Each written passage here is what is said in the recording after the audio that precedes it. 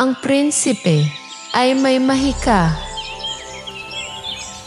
Noong unang panahon, sa isang masaganang kaharian, may isang reyna, matanda na ang edad, ngunit hindi pa rin siya nagkakaanak. Gabi-gabi, tahimik siyang nakaupo sa tabi ng bintana. Taimtim na nananalangin sa Diyos na bigyan siya ng anak. O Diyos ko, makapangyarihang kataas-taasan. Pakiusap, bigyan mo ako ng isang anak na lalaki. Isang banal na patak ng dugo upang ipagpatuloy ang angkan. Upang ako'y maging isang ina. Tuwing sumisikat ang araw, ako'y nagdarasal ng buong galang at taimtim. 12 buwan na ang lumipas. Pakiusap, maawa po kayo. Sa isang inang hindi pa ganap ang papel. Ang reyna ay isang dakilang babae. May pusong ginto. Nadama ng Diyos ang kanyang taimtim na hangarin. Malapit na ang mahimalang sandali. Ang reyna ay magsisilang ng isang anak na lalaki. Kahit subukin ng tadhana dahil sa pagkaantala, kapalit nito ay manganak ang reyna ng isang batang lalaki na may dalang pambihirang himala. Sa tuwing may kahilingan ang prinsipe, ito ay nagiging totoo.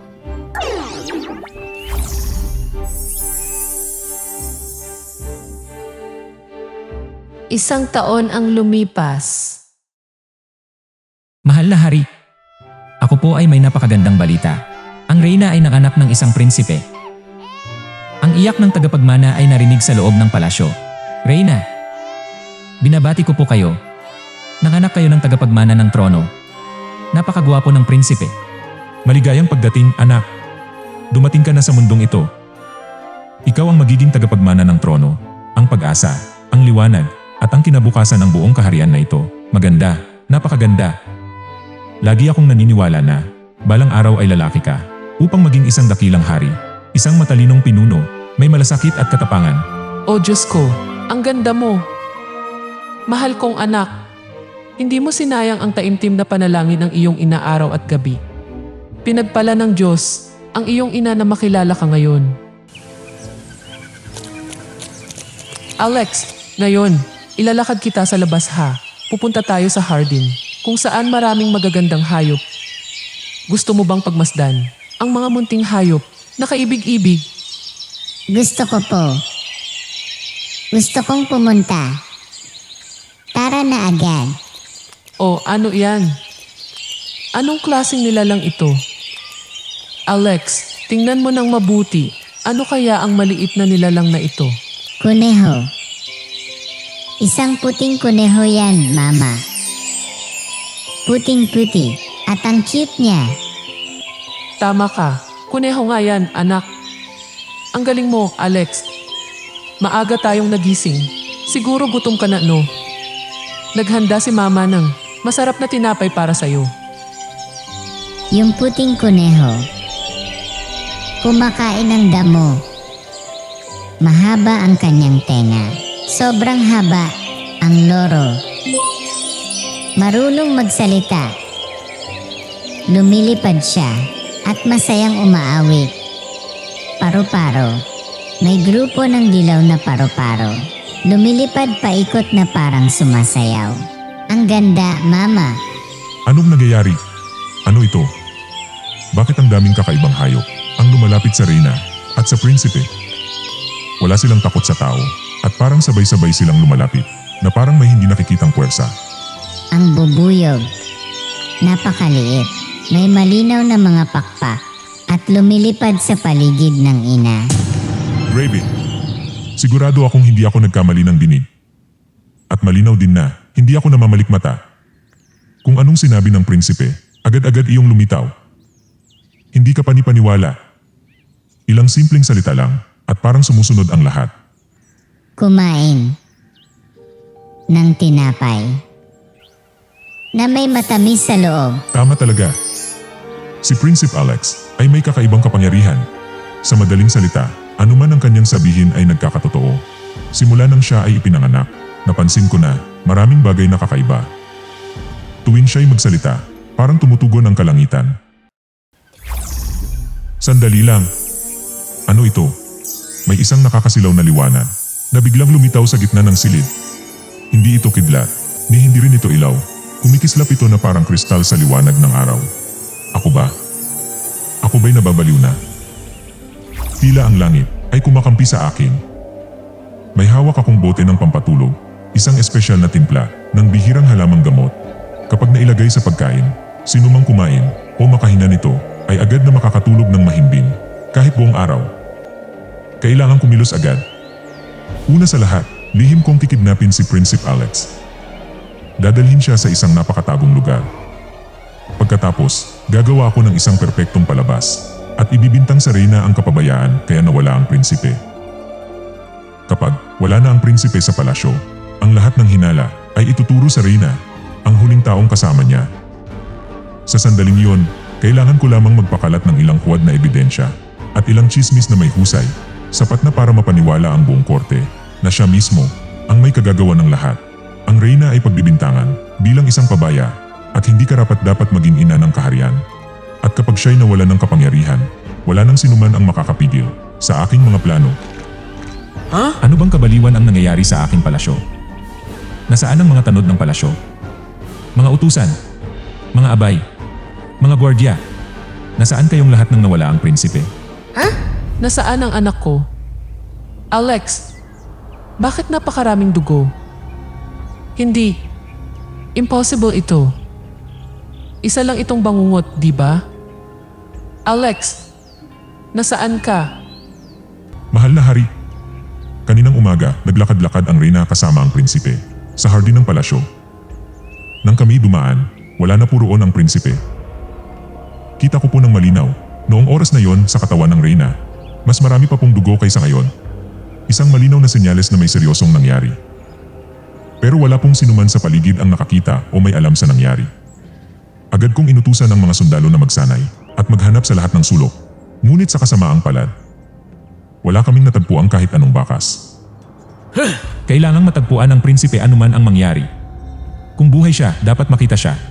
Kung patay na, kailangang matagpuan ng bangkay. Tungkol naman sa Reyna, ang kapabayaang ito ay hindi mapapatawad. Ikulong siya sa malamig na palasyo. Ipagbawal ang sinuman na lumapit. Huwag buksan ang pinto. Walang patak ng tubig. Walang pagkain ipapasok. Alex, kung naririnig mo ako, kung ikaw ay naroroon pa, ipakita mo ang sarili mo sa akin kahit isang beses lang. Isang beses lang. Pakiusap. Isauli ninyo ang anak ko.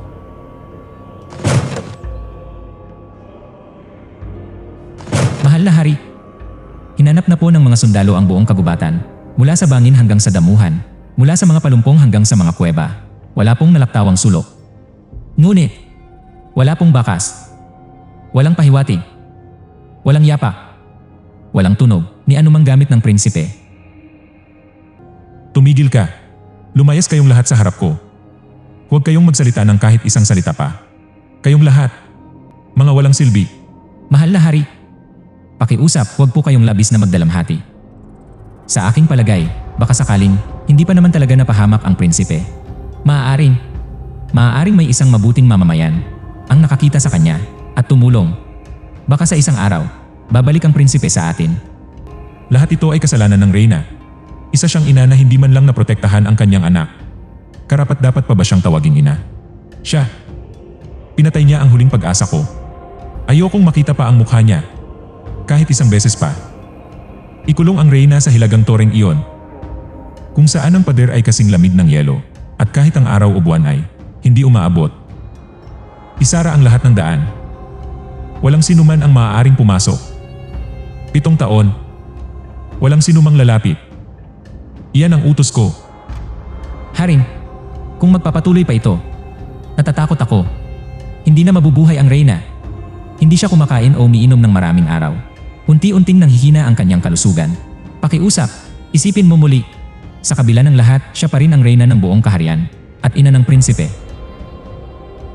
Hindi. Karapat-dapat sa parusang iyon ang Empress. Isang ina na hindi kayang iligtas ang anak ay hindi na dapat ituring na buhay. Walang sinuman ang pinapayagang magdala ng pagkain o inumin, kahit isang patak ng tubig o mumo ng tinapay.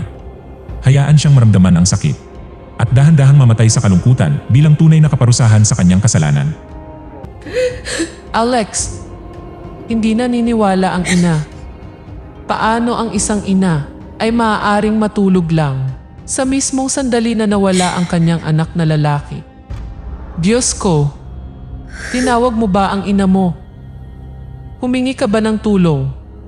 Lumaban ka ba? Pero hindi ko nalalaman ang kahit ano. Bakit? Ano ba talaga ang nangyari? Kailangan kong hanapin ang anak ko. Hindi kayo nakakaintindi. Hindi pa patay si Alex. Hindi ako naniniwala. Buhay pa ang anak ko. Nararamdaman ko iyon. Ang puso ng isang ina ay hindi kailanman nagkakamali. Huwag ninyo akong ikulong dito. Alex, paparito na ako. Pakawalan mo ako. Pakawalan mo ako.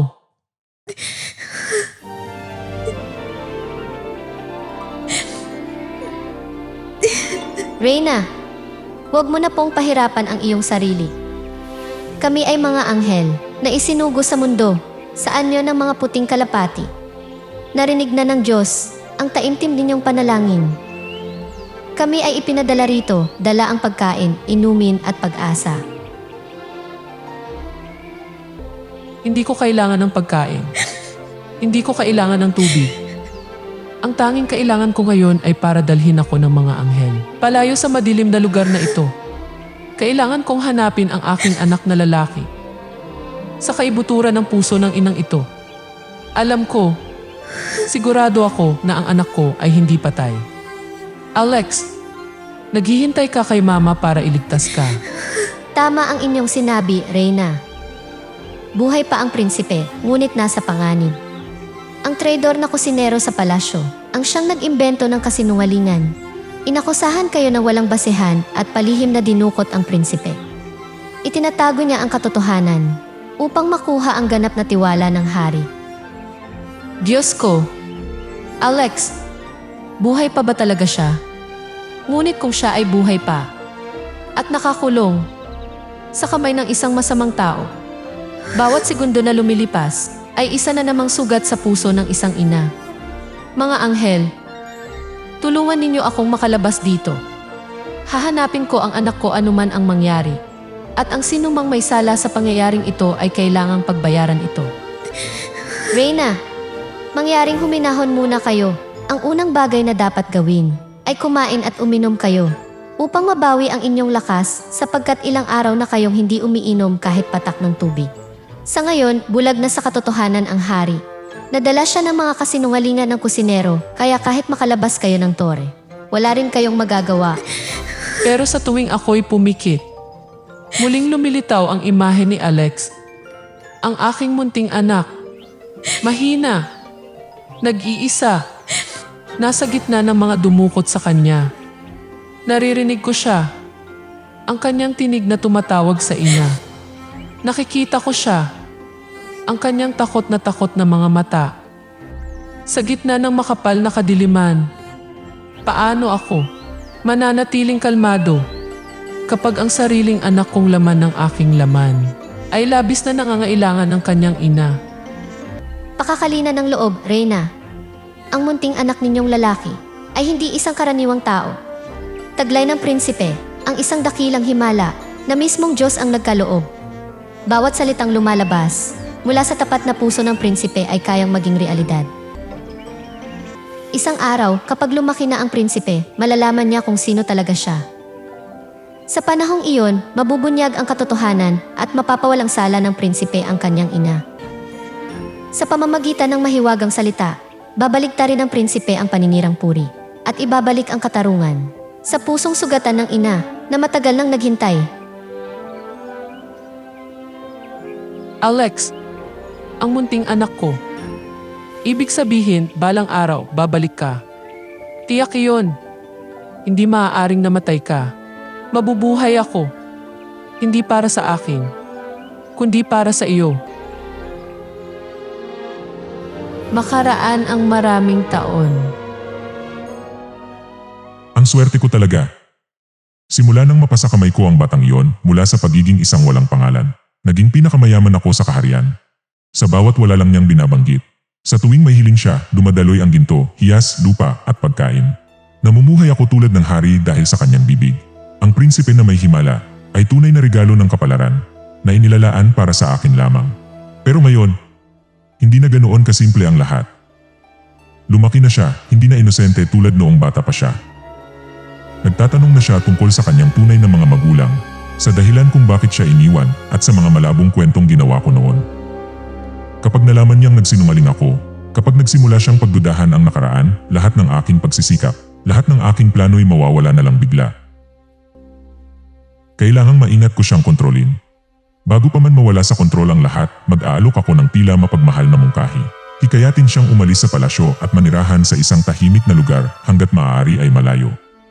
Doon, siya'y magiging hiwalay sa tunay na mundo, at ako, sa kaunting manipulasyon ng kanyang isipan, ay maaaring magtamasa ng marangya at makapangyarihang buhay higit pa sa hari.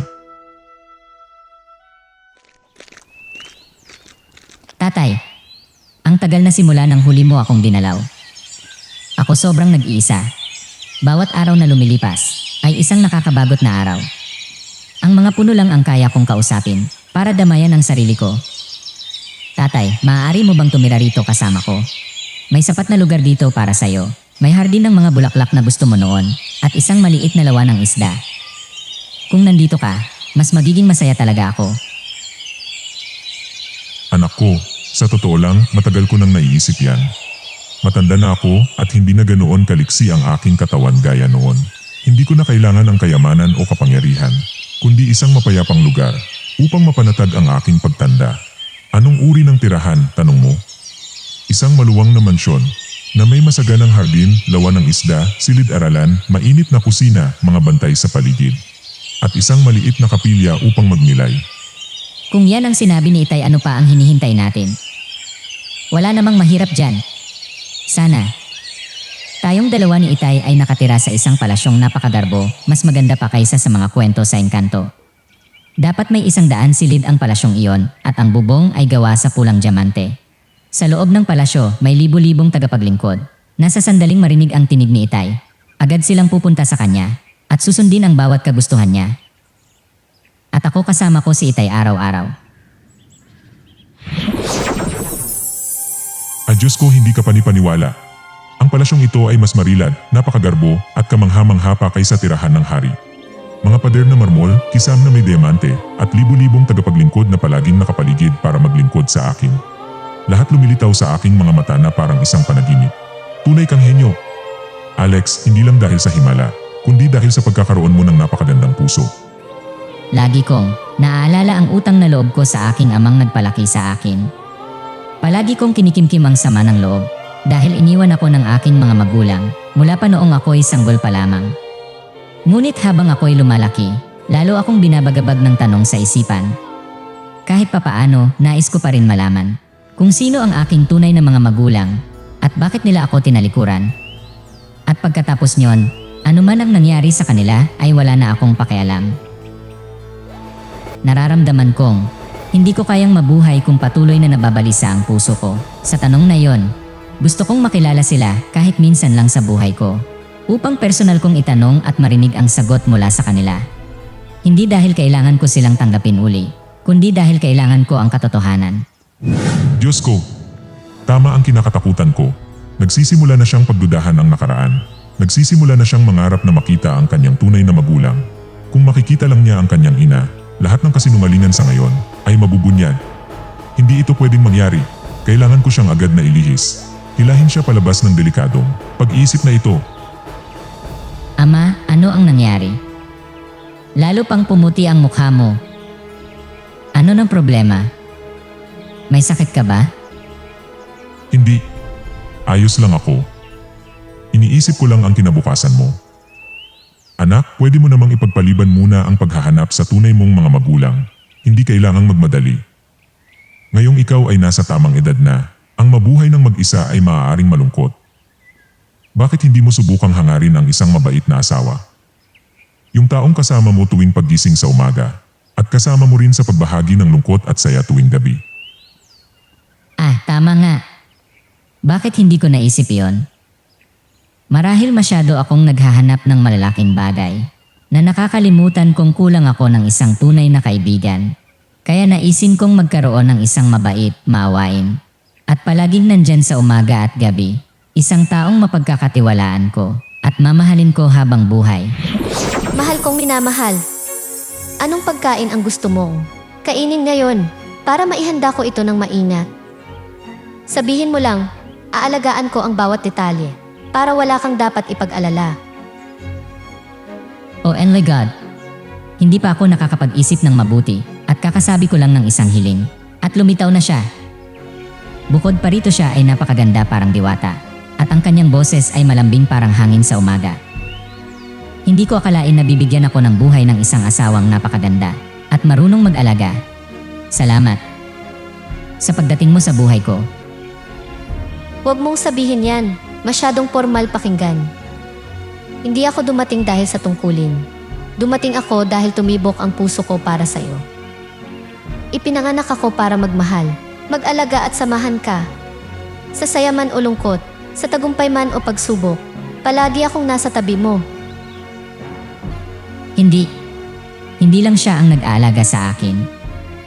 Mula ngayon, ipapangako kong gagamitin ang lahat ng aking pagmamahal, puso at mahiwagang lakas sa akin para protektahan siya araw-araw, gabi-gabi, bawat sandali. Ito ang amain ko ang nag-alaga sa akin. Noong ako ay isang batang walang tirahan.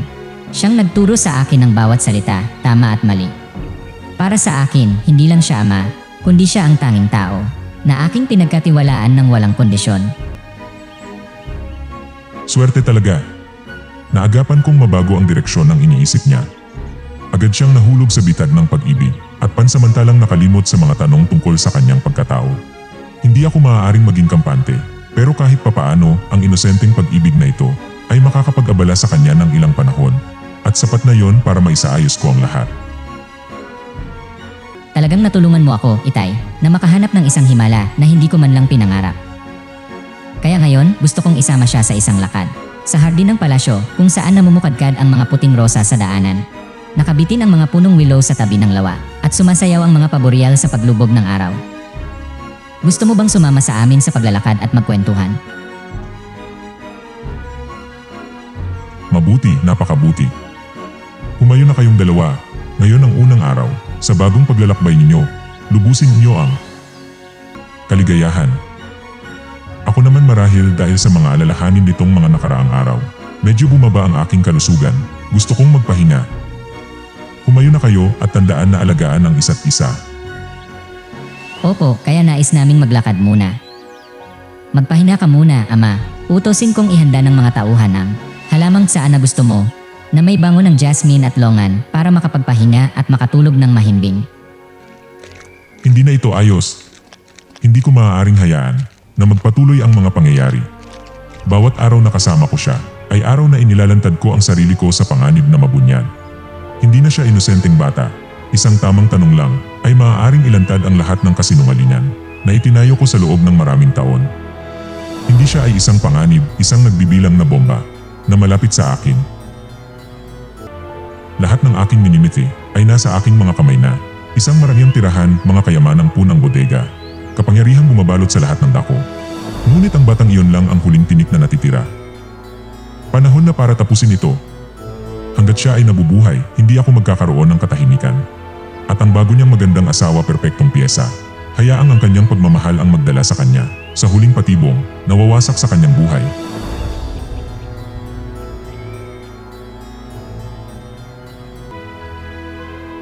Ana, kunin mo ang pakete ng pulbos na ito.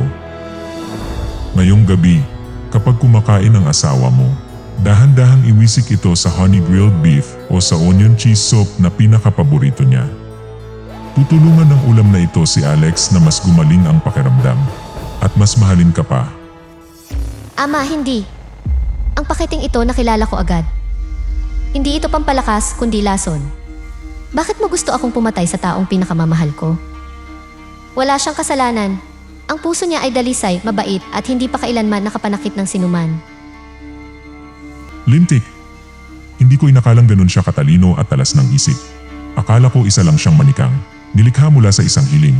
Pero may sarili pala siyang kaluluwa at kaisipan. Kung ganoon hindi ako pwedeng mag-iwan ng kahit anong saksi. Sa ganitong sitwasyon, kailangan kong mauna kaysa sa kanya. Isang puting kalapati na hindi kayang paamuin ay kailangang putulin ang mga pakpak. Nakikinig ka ng mabuti.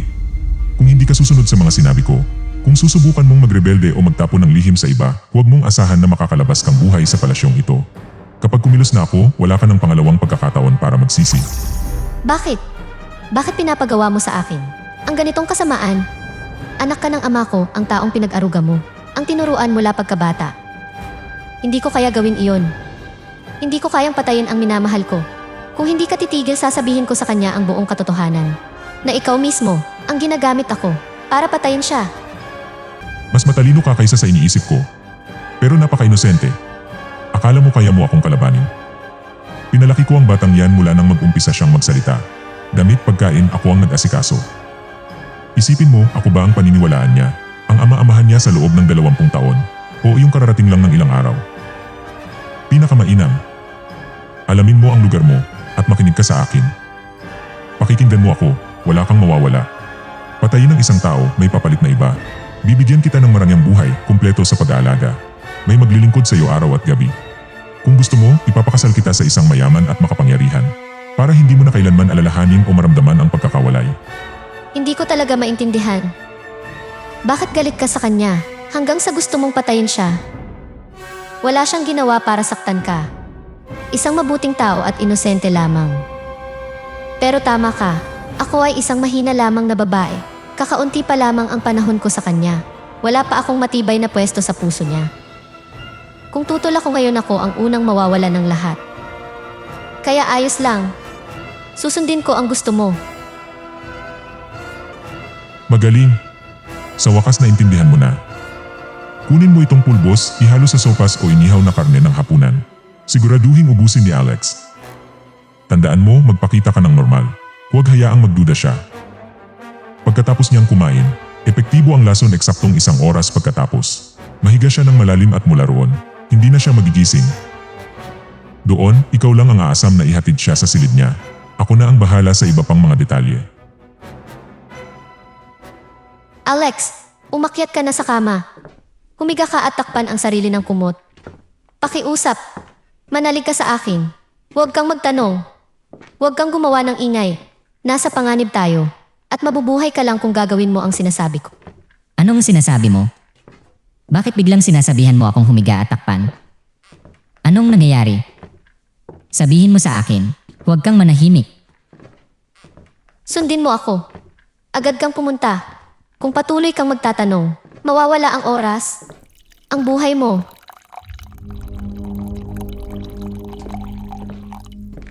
Ama, ginawa ko po ang lahat ng inutos ninyo. Bawat detalye. Palihim kong inilagay ang pulbos na tinawag ninyong pampakalma. Sa kanyang hapunan, kinain niya lahat ng walang pagdududa. At pagkapasok niya sa silid, bago pa man makapagpalit ng damit, sumuka siya ng dugo, namutla ang mukha na parang papel, at bumagsak sa paanan ng kama. Takot na takot po ako. Pero nagkunwaring kalmado. Maganda, napakaganda. Mahusay ang ginawa mo. Ngayon, ang bangkay na yun ako na ang bahala. May lugar na akong pagtataguan. Ngunit sa totoo lang, ayaw ko rin na matapos agad ito. Nangarap ako ng mas malayong plano, magamit hanggang huli ang kanyang himala, mag-ipon ng kayamanan at manipulahin ang kahariang ito. Pero sayang lumabis na ang lahat. Kailangan nang magpaalam. Sa mahal kong ampon, na inalagaan ko sa loob ng maraming taon. Gusto mo bang malaman kung bakit ko ginawa ito? Dahil kung malalaman niya ang totoo, na ako ang nagplano ng lahat, mula sa masamang balita hanggang sa pagkamatay ng Reyna. Magtatapos ang buhay ko. Noong sanggol pa siya, inagaw ko siya mula sa bisig ng kanyang tunay na ina. Kung matutuklasan ng prinsipe ang kanyang pinagmulan, lahat ng sa akin ay mawawala. Hindi ko papayagan na mangyari yon. Mula ngayon, ako at ikaw na lang ang maghahari dito. Tigilan mo na. Makasalanang matanda. Narinig ko lahat, bawat salita. Inaamin mo ang lahat ng kasalanan mo sa sariling bibig mo. Wala ka nang matatakbuhan. Sabihin mo na. Ipaliwanag ng detalyado ang bawat kasinungalingan na ginawa mo. Kung hindi, ipinapangako ko, papatubusin kita. Higit pa sa sinumang taksil sa kasaysayan ng kahariang ito. Buhay ka pa. Hindi possible. Nakita kitang bumagsak, nagsuka ng dugo, nawala ng malay. Paano ka? Paano ka makakabangon na parang walang nangyari? Tama. Niloko ka namin. Gaya ng panuloko mo sa amin noon. Hindi ko kailanman sinunod ang masamang plano mo. Hindi ko kayang saktan ang taong mahal ko. Lalo na ang panoorin ka na. Sirain ang isa pang inosenteng buhay. Yung pakete ng gamot na iyon, pinalitan ko na. Lahat ng reaksyon na nakita mo ay palabas lang para mabunyag ka namin. Ngayon, wala nang takbuhan. Ken, sabihin mo lahat, simula hanggang dulo. Sino ang tunay kong mga magulang? Buhay pa ba sila o patay na? Nasaan sila?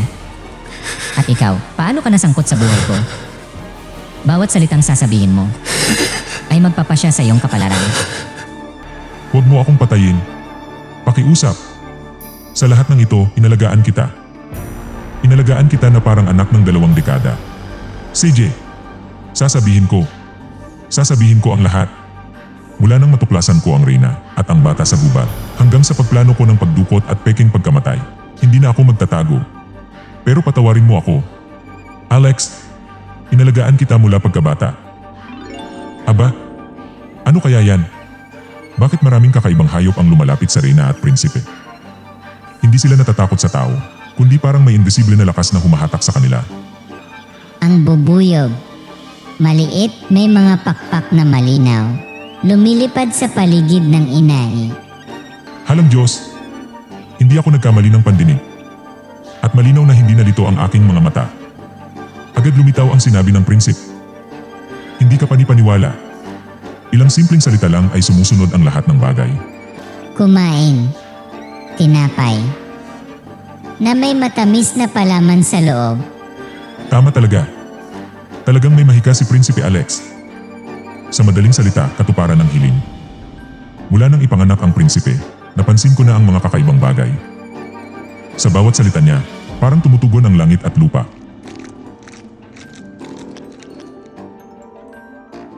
Satanas ka.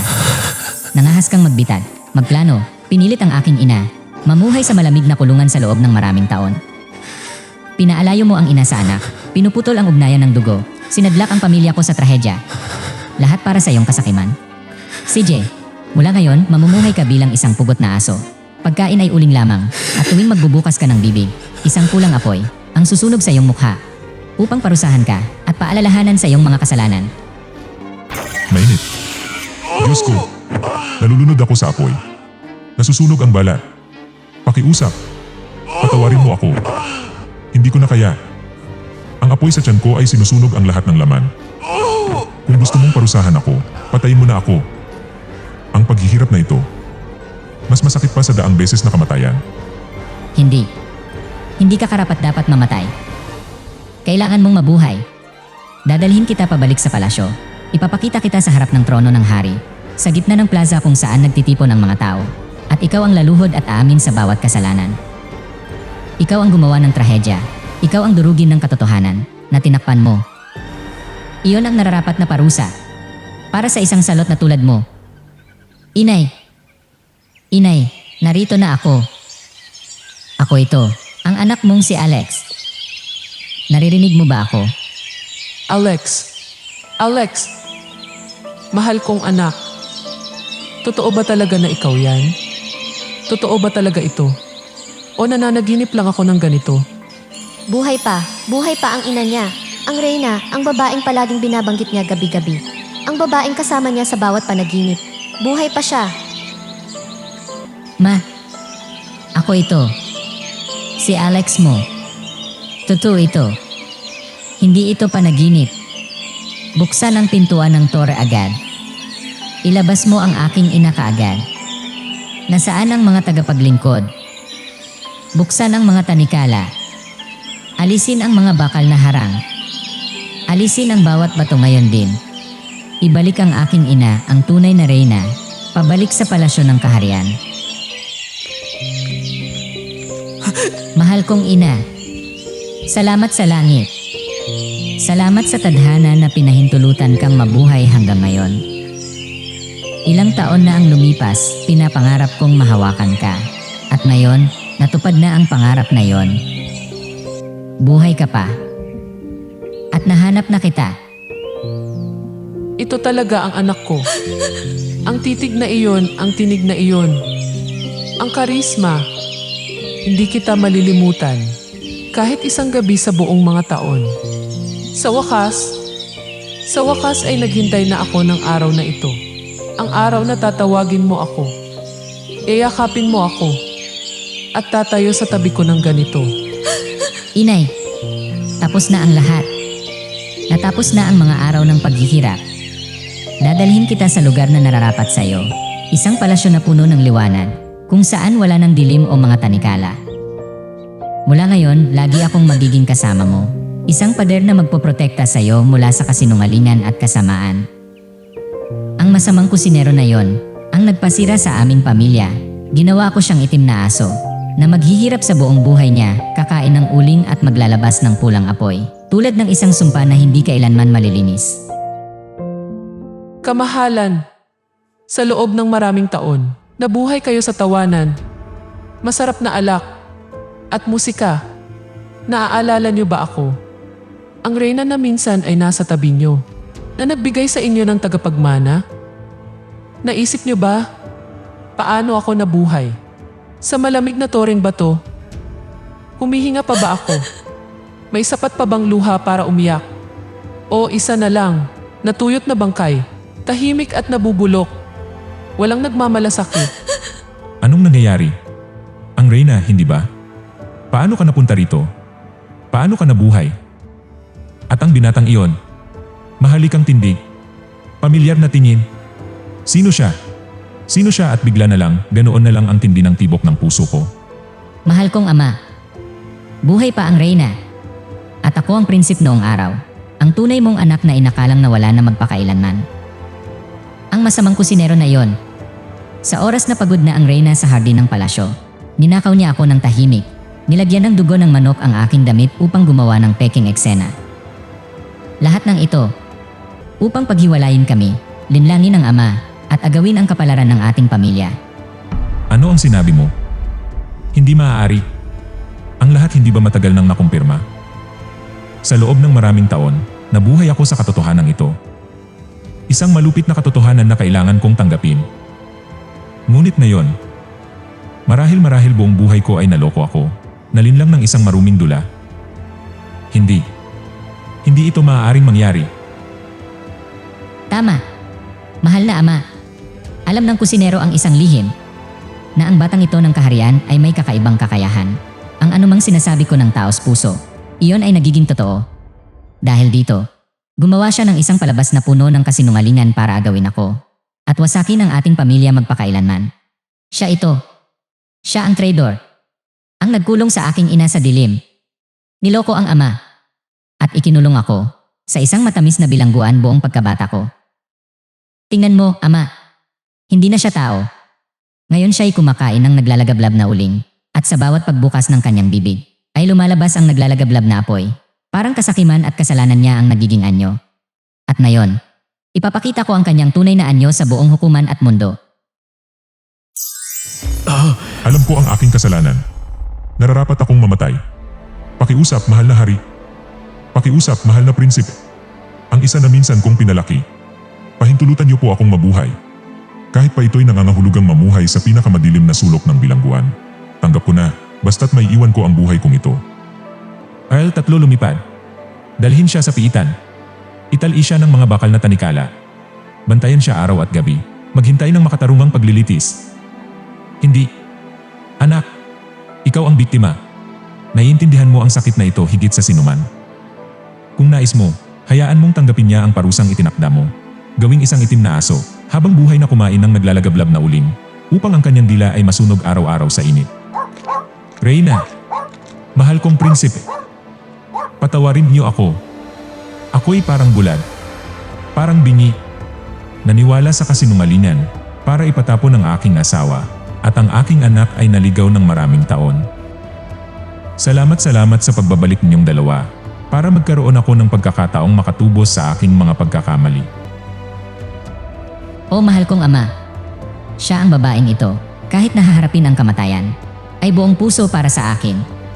At ngayon, sa harap ng ama at reyna, nais kong opisyal na ipahayag. Magdaraos ako ng engrandeng kasal upang siya ay maging prinsesa ko, ang opisyal na manugang ng kaharian.